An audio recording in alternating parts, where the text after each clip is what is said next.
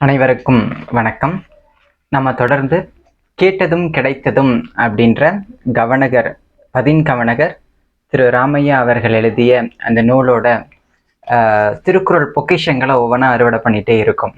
So நேற்றைய பதிவு அப்படின்ற அதற்கு முந்தைய பதிவுகளில் சான்றாண்மை அப்படின்ற விஷயத்தை பற்றி வள்ளுவ பெருந்தகை கூறிய ஒப்பற்ற ஒரு மிகப்பெரிய ஒரு உன்னத கருத்துக்கள் அப்படின்றத பார்த்தோம். ஸோ பார்க்காதவங்க மேலே ஐகான் கொடுக்குற தொடர்ந்து அதையும் போய் பாருங்க. ஸோ அடுத்த கேள்வியா, அதாவது கவனகர் தன்னோட மேடைகளில் கவனக நிகழ்ச்சிகளில் திருக்குறளை பற்றி கேட்ட கேள்விகளுக்கு பதிலளித்த விதத்தை பற்றி இந்த நூல்கள் ஃபுல்லாக கேட்டதும் கிடைத்ததும் அப்படின்ற நூலில் இருக்கக்கூடிய கருத்துக்களை தொடர்ந்து நம்ம பார்த்துட்டு வந்துட்டே இருக்கோம். ஸோ அடுத்த கேள்வியாக ஒரு மேடையில் இருக்க போகும்போது கவனகர் ஐயாட்ட கேட்டிருக்காங்க. மண்ணும் பெண்ணும் அப்படின்ற தலைப்பில் மண்ணிற்கும் பெண்ணிற்கும் ஸ்லேடை பாடிய ஏந்தலே மண்ணை பெண்ணாக உவமித்து வள்ளுவர் கூறும் குரட்பாக்களை விளக்க வேண்டுகின்றேன். புலவர் நா. முனுசாமி உதகையிலிருந்து கேட்டிருக்காரு. அதாவது மண்ணும் பெண்ணும் அந்த ரெண்டு விஷயம் இருக்கு இல்லையா, பெண்களை பற்றியும் மண்ணை உவமையாக வச்சு வள்ளுவ பெருந்தகை குரட்பாக்கள் சொல்லியிருக்காரு, அதை எடுத்து நீங்களும் சொல்லுங்க அப்படின்ற விஷயத்த கேட்டிருக்காங்க. அப்போது நம்ம கவனகர் ஐயா என்ன சொல்லியிருக்காருன்னு பாருங்க. நிலத்தில் நன்சை புன்சை புறம்போக்கு என பல வகை உண்டு. பெண்களையும் வள்ளுவ பெருந்தகை அப்படி வகைப்படுத்தி காட்டியுள்ளார். நிலத்துல எப்படி நன்சை புன்சை புறம்போக்குன்னு இருக்கோ அதே மாதிரி பெண்களோட இயல்புகளையும் அதோட ஒப்பிட்டு சில குரட்பாக்களை காட்டியிருக்காரு. ஸோ அது என்ன குரல்பா அப்படின்றத அவர் சொல்றார். 1039வது குரல்.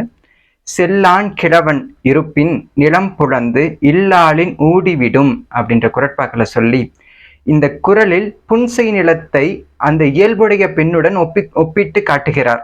அந்த இதோட அது என்ன காட்டியிருக்காரு அப்படின்னா, புன்சை நிலத்திற்கு அதிகமான கவனிப்பு தேவையில்லை. புன்சை நிலத்துக்கு அதிகமான கவனிப்பு அப்படின்றது எதுவும் நம்ம காட்ட வேண்டாம். தொடிப்புழுதி கச்சா உனக்கின் 1037வது திருக்குறள் மேற்கோளை காட்டி என்பது போல ஒரு பழம் புழுதிமண் கால் பழமாகுமாறு நன்றாக உழுது விதைத்து விட்டால் உள்ள வசதிகளை வைத்து விளைச்சல் தந்துவிடும். ஆனால் அவ்வப்போது மாடு கன்று மேய்ந்து விடாமல் பாதுகாப்பு மட்டும் தவறாமல் கொடுக்க வேண்டும். கொடுக்க தவறினால் போகத்தை, அதாவது விளைச்சலை இழக்க வேண்டி வரும் அப்படின்றத மென்ஷன் பண்றார். அதாவது இந்த புன்சை நிலத்துல நம்ம ஏதாவது ஒரு பழம் அப்படின்ற ஒரு விஷயத்தை விதைச்சோம் அப்படின்னு சொன்னா, பழமரத்தோட விதைச்சோன்னா நல்லா உழுதுட்டு எதாவது பண்ணிட்டு ஒரு கொஞ்சம் ஈரமா கொடுத்துட்டு அந்த விதையை போட்டோம் அப்படின்னு சொன்னாவே தானா அந்த விஷயங்களை வளர்ந்து வந்துடும். அதுக்கு பெரிய கவனிப்பு அப்படின்றது தேவை கிடையாது. ஆனா ஆடு மாடு கன்றுகள் ஏதாவது மேய்ஞ்சி அதை சேதப்படுத்திடாம மட்டும் நம்ம பார்த்துக்கிட்டா போதுமானது. அதே மாதிரி புன்சை தன்மையுடைய மகளிரையும் அந்த மாதிரி பண்ணா போதும். ஸோ அடுத்து விளக்கம் கொடுக்கிறாரு. புன்சை நிலத்தின் இயல்புடைய பெண்களும் இதே போலத்தான். கணவர் இதை கவனிக்கவில்லையே அதை கவனிக்கவில்லையே என்று குறைப்படாமல் இருப்பதை கொண்டு மனைநலம் பேணுவார்கள். ஆனால் கணவன் அவ்வப்போது தன்னிடம் முகத்தையாவது காட்ட வேண்டும் என்று மட்டும் விரும்புவார்கள். அது கூட செய்யாவிட்டால்தான் வெளியில் சென்று விட்டால் வீட்டை மறந்துவிடும். உனக்கெல்லாம் எதற்கு மனைவி மக்கள் என்பது போல் ஊடல் கொண்டு போகத்தை, அதாவது இன்பத்தை தர மறுப்பார்கள்.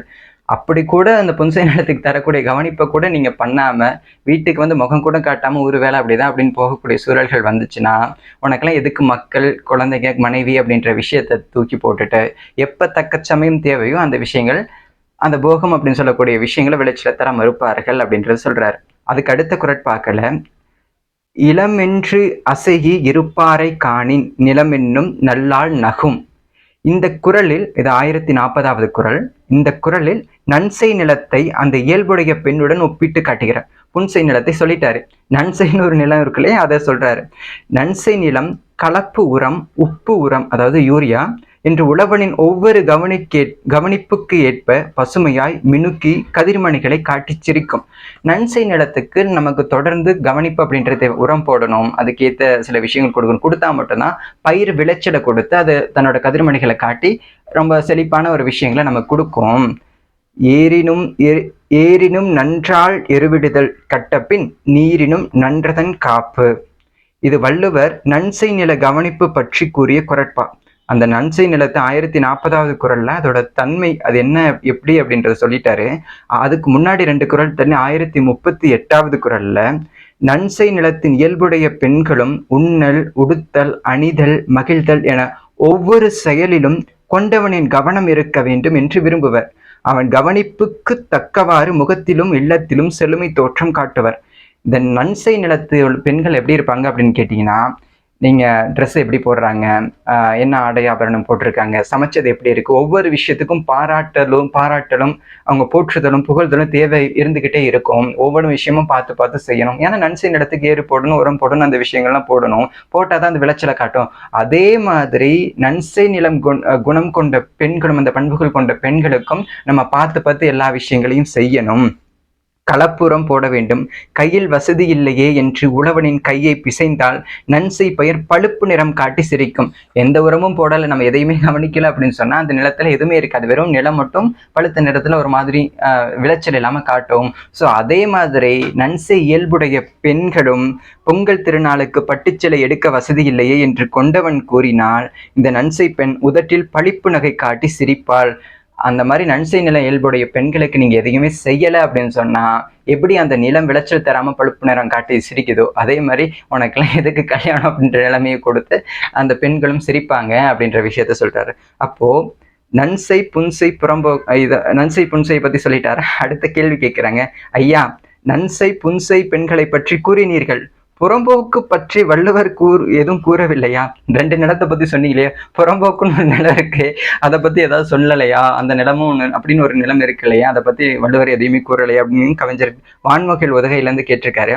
அப்போ கவனகர் என்ன சொல்றேன்னா, முதல் விஷயம் புறம்போக்கு நிலம்னா கைப்பற்றல் தானே, யார் வேணா அபகரிச்சுக்கலாம். அப்போ இவர் கேட்கிறாரு, ஏன் கைப்பற்றல் செய்ய போகிறீர்களா அப்படின்றத கேட்டிருக்காரு. ஏன்னா யார் வேணாலும் எடுத்துக்கலாம் இல்லையா, அப்போ அந்த பெண்களையும் எடுத்துக்குவீங்களா அப்படின்னு. அதற்கு அப்போ விளக்கம் சொல்றாரு, அதற்கு வரைவின் மகளிர் என்று ஒரு அதிகாரமே ஒதுக்கியுள்ளார், அதை சீர்தூக்கி பார்த்து ஒதுக்கி கொள்ளுங்கள் அப்படின்றது சொல்லிட்டார். அதாவது 92வது அதிகாரம் வரைவின் மகளிர் அப்படின்ற அதிகாரம்.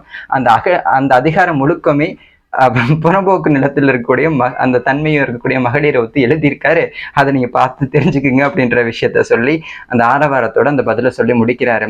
ஸோ இந்த அத்தனை விஷயங்களும் அவரால் சொல்ல முடிஞ்சதுக்கு ஒரே காரணம் அப்படின்றது அவருடைய விழிப்புத்தன்மை.